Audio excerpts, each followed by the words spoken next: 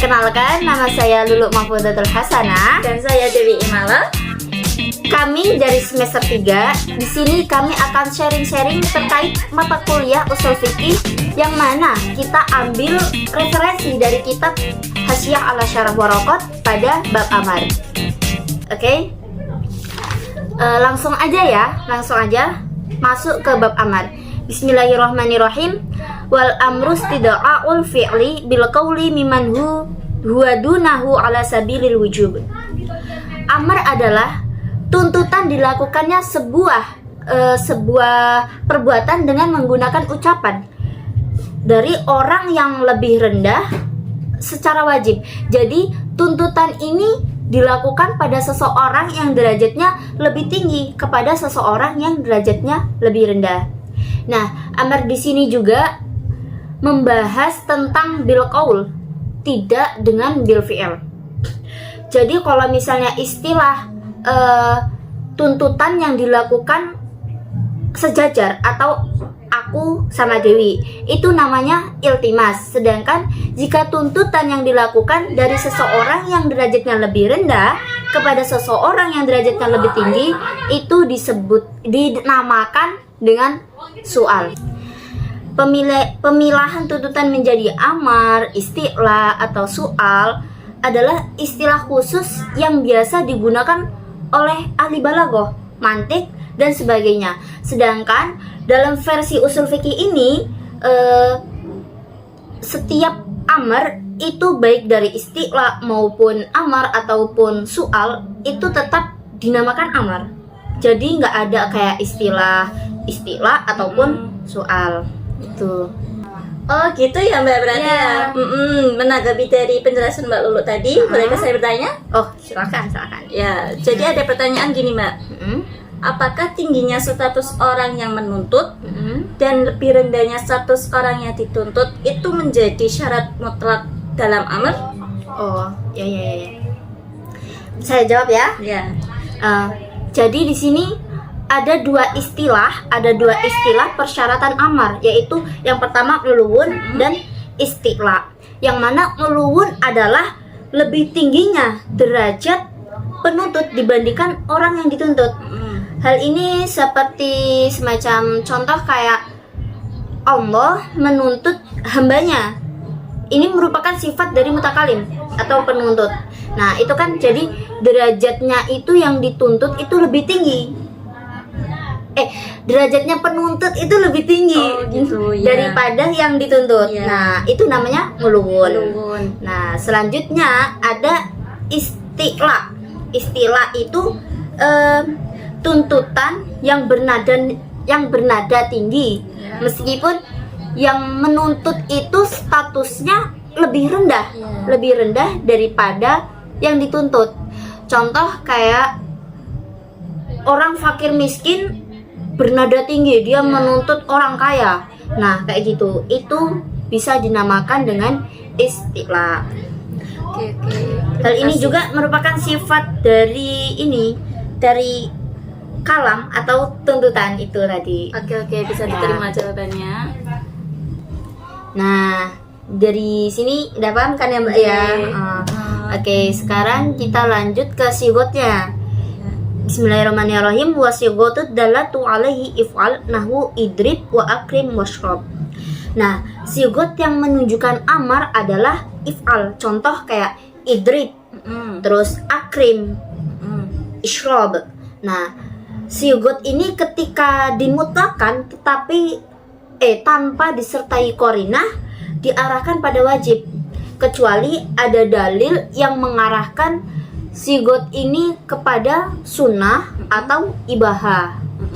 Nah, sekarang saya contohkan contoh sigot yang mengarah pada wajib, yakni terdapat dalam Quran surat Al-An'am ayat 72. Aqimus sholah, dirikanlah sholat. Oh gitu, berarti itu kan contoh yang mengarah pada wajib ya Mbak? Ya. Lalu bagaimana, apakah ada contoh yang mengarah pada sunnah dan mubah? Oh jelas tentu ada. Ada contoh dari sunnah ataupun ibahah. Nih saya tunjukkan ya.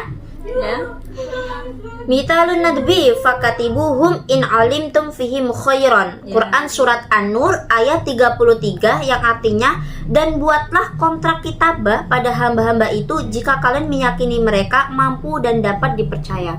Jadi ini kitabah itu kan sunnah ya. Kitabah itu kan sunnah. Jadi perkara yang dianjurkan tapi tidak diwajibkan. Nah, ya. Selanjutnya contoh yang ibahah atau mubah. Oke. Wa idza halaltum fastadu. Contoh ibahah Quran surat Al-Maidah ayat 2, dan apabila kamu telah menyelesaikan ibadah haji, maka bolehlah berburu. Jadi perkara yang dibolehkan setelah haji. Ya, ini contoh dari sigot if'al yang berupa ibahah karena ada dalil-dalil tertentu gitu. Oke, jadi itu tadi penjelasan dari saya terkait bab yang kita bawa. Nah, selanjutnya mungkin Mbak Dewi mau menambahkan. Ya, saya ambil alih ya Mbak Lulu. Pembahasan berikutnya saya ambil dari ibarah wal amru bi ijatil fi'li amrun bihi wa bima la yatimul fi'lu ila akhir. Jadi begini Mbak, perintah untuk merealisasikan suatu perbuatan merupakan perintah atas perbuatan tersebut sekaligus perintah atas segala hal yang menjadi penyempurnanya. Contohnya, apabila seseorang akan mengerjakan sholat, maka ia juga berkewajiban untuk bersuci. Soalnya tanpa bersuci salat kita nggak sah, ya kan? Oke Mbak Lu, kan ada pun hal-hal yang menjadi penyempurna kewajiban tadi wajib dilaksanakan bila memenuhi dua faktor Mbak. Yang pertama, apabila kewajiban itu bersifat mutlak, mengecualikan bila status kewajibannya masih tergantung dengan adanya suatu keadaan lain. Contoh gini nih, zakat tuh kan wajib itu ya, tapi harus mencapai satu nisab, ya kan? Maka seseorang tidak bisa dikatakan wajib mengusahakan satu nisab gitu. Yang kedua, faktor jika hal-hal yang menjadi penyempurna itu harus tidak di luar batas kemampuan manusia gitu. Kan soalnya ya segala sesuatu yang terjadi itu kan tergantung, ditentukan juga oleh kuasa dan kehendak Allah SWT ya. Terus juga kadang kan ada kesulitan, kayak contohnya di daerah-daerah terpencil gitu ya. Kalau mau mengumpulkan 40 orang jamaah sholat Jumat kan juga kesulitan itu. Ya gitu. Sampai sini paham ya Mbak Lulu ya? Ya. Saya agak sedikit paham ini, agak sedikit ya, mumet lah itu lah. Nah, tadi itu kan membahas tentang perintah yang mencakup perbuatan dan kewajibannya ya Mbak ya? Dan itu Mbak mencakup perintah dan penyempurnaannya. Oh iya, dan penyempurnaannya ya? Iya. Nah, yang saya tangkap dari contoh Mbaknya tadi, dalam konteks kewajibannya bukan sih? Iya. Dalam konteks kewajibannya kan ya? Nah, oke. Sekarang saya boleh bertanya? Iya, boleh, silakan. Nih, apakah wajib meninggalkan hal-hal yang mubah apabila hal itu menjadi penyempurna meninggalkan perbuatan haram gitu? Boleh apa enggak? Contohnya enggak ini? Boleh, contohnya juga boleh. Lebih bagus. Jadi jawabannya wajib ya Mbak Lulu ya. Jawabannya wajib teman-teman. Jadi gini contohnya, seumpama ada seorang suami tuh menghampiri istrinya, ingin mengajak untuk berjima. Posisi si istri itu sedang bercakap-cakap dengan temannya, dan di antara kedua orang tersebut, wanita tersebut, ada kemiripan.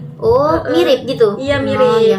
Jadi gini, kasusnya kan boleh ya, hukumnya kan boleh menjima. Hukumnya menjima itu. Hukumnya kan boleh menjima si istrinya. Tapi ada suatu hal lain yang menempel pada kebolehan itu, yakni suatu keharuman karena ada wanita lain. Nah, itu kenapa kok ada wanita lain itu menjadi haram? Kenapa Mbak? Ya kan maksudnya yang haram itu kan menjima wanita lain. Oh itu karena tadi mirip itu ya, takutnya salah itu apa ini? Gitu kan mubah sama haram menjadi sandingan gitu loh. Lebih baik meninggalkan yang mubah, nggak menjima saat itu gitu loh. Takutnya malah dia menjima wanita yang lain gitu. Karena saking miripnya itu ya. Ada yang anak kembar gitu ya. Oh iya mungkin. Kita lanjut pembahasan berikutnya mengambil dari ibarah wa idza fa'ila bil bina ilal maf'uli ayil ma'muri bihi ila akhir. Jadi gini Mbak, suatu perintah ya untuk melakukan perbuatan itu jika telah dilaksanakan maka seseorang yang merealisasikannya bebas dari tanggungan atau tuntutan gitu Mbak.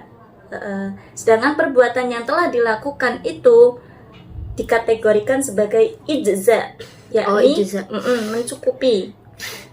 mencukupi gitu. Nah, mengenai status ijza itu terdapat perbedaan pendapat Mbak. Jadi pendapat yang rajih atau yang unggul mengatakan al-ijza'u al-kifayatu sukutu tolab gitu. Jadi mencukupi atas gugurnya tuntutan. Sedangkan pendapat yang lain mengatakan bahwasanya al-ijza' iskotul qadha. Beda ya. Iskotul qadha itu berarti menggugurkan tuntutan qadha. Karena bisa jadi nih ya, bisa jadi seseorang itu senajan sudah melaksanakan suatu perintah yang tapi dia belum belum pasti terlepas dari tuntutan qadha. Contoh nih ya, umpama Mbak Lulu sholat nih ya, mengiranya kan dalam keadaan suci, tapi kalau setelah dibuktikan ternyata Mbak Lulu itu berhadas gitu loh. Apa temennya dengar Mbak Lulu ngentut pas sholat apa gimana gitu. Tapi akunya nggak sadar gitu ya. Ngiranya suci. Sampai sini paham Mbak Lulu? Ya, insya Allah. Ya. Nah, sekarang ini saya mau tanya, kayaknya tadi yang al-kifayah tuh tadi itu kayaknya yang dijelasin yang ini ya, yang kodok tadi itu ya. Nah, sedangkan yang pertama tadi belum dijelasin kan ya yang pertama tadi. Nah, sekarang saya mau tanya, apa makna pengertian ijza al-kifayah tuh fi sukuti tolak? Gitu. Kayaknya tadi belum diterangin ya Mbak ya. Jadi ada ibaratnya nih Mbak, al-ijza'u wal iktifa'u bil fi'li fi sukutil amri. Wa ma'nahu annal khitaba muta'allaqun bi fi'lihi ala wajhin makhsusin ila akhir. Jadi gini Mbak, maknanya khitab yang pada awalnya berhubungan dengan perbuatan mukallaf dengan cara tertentu apabila dikerjakan dengan cara dan ketentuan tersebut maka lepaslah ia dari tuntutan. Gitu. Paham Mbak? Ya, agak dikit tuh. Kita lanjut aja ya Mbak ya ini. Gas terus pokoknya. Selanjutnya ada ibarah gini Mbak. Alladzi yadkhulu fil amri wan nahyi wa ma la yadkhulu hadhihi tarjamatun yadkhulu fi khitabillahi ta'ala al-mu'minun ila akhir. Gini, Mbak bertanya-tanya nggak sih orang yang termasuk dan orang yang tidak termasuk dalam menjalankan khitab Allah, baik larangan atau perintah? Kan dari tadi kita bahas perintah aja tuh. Sedangkan kita kan belum tahu tuh gimana orang yang termasuk di dalamnya atau enggak gitu ya. Saya akan terangkan gini. Jadi orang yang termasuk dalam menjalankan khitab Allah, baik itu larangan maupun perintah, adalah berikut nih. Yang pertama, orang itu mukallaf, sudah terbebani gitu. Terus baligh, berakal, baik laki-laki maupun perempuan. Nah, sedangkan orang-orang yang tidak termasuk dalam tadi, yang pertama anak kecil, yang kedua orang gila, yang ketiga al-ghafil atau as-sahi, yakni orang yang lupa. Gitu. Oke, jadi gitu ya Mbak. Mungkin ada pertanyaan dulu. Iya, saya mau bertanya soalnya agak-agak ini sih, agak-agak bingung gitu. Tadi kan Mbak menjelaskan ya, al-ghafil itu tuh disamakan dengan asahi, ya, betul. yang artinya orang yang lupa. Sedangkan setahu saya, an-nasi itu juga memiliki arti orang yang lupa. Nah, ya kan. Nah, terus pertanyaan saya, apa ada perbedaan antara asahi dengan an-nasi? Ya, betul. Ya. Saya jawab. Oke, saya akan menjawab pertanyaan dari Mbak Lulu tadi. Jadi antara asahi dan Anasi, gitu ya. perbedaannya. Soalnya sama-sama artinya Orang yang lupa. gitu. Jadi saya mengambil referensi dari kitab Ghayatul Wusul halaman 23. Gini Mbak, asahu atau orang yang lupa itu kan asahi. Asahu itu adalah lupa atas suatu pengetahuan yang mana cuma sebentar dan jika diingatkan akan ingat kembali Mbak. Oh, jadi waktunya bentar doang Iya, gitu ya. Lupanya iya. cuma sementara. Ya. Sedangkan anisian yakni anasi tadi orang yang lupa itu gini, jadi hilang ingatannya, hilang pengetahuannya, yang mana untuk mengembalikannya itu butuh diulangi lagi dari awal gitu. Dengan waktu yang lama. gitu. Ya. Nah, itu tadi teman-teman pembahasan dari Mbak Dewi tentang sebagian bab amar tadi ya Mbak ya. Walaupun saya agak-agak bingung sih, tapi ya gak apa-apa lah, gas-gas aja. Nah, mungkin dari pembahasan kita cukup di sini aja dulu ya. Lapar. Dan gini ya teman-teman, makasih sudah menyimak penjelasan dari kami yang tentunya banyak kekurangannya. Banyak banget itu pasti banyak banget. Silakan komen di kolom komentar. Oke.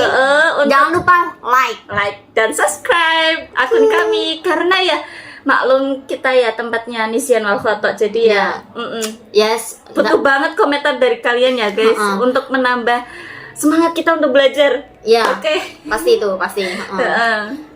Terus ya mungkin cukup sekian dari kami, kurang lebihnya kami mohon maaf. Yang sebesar-besarnya.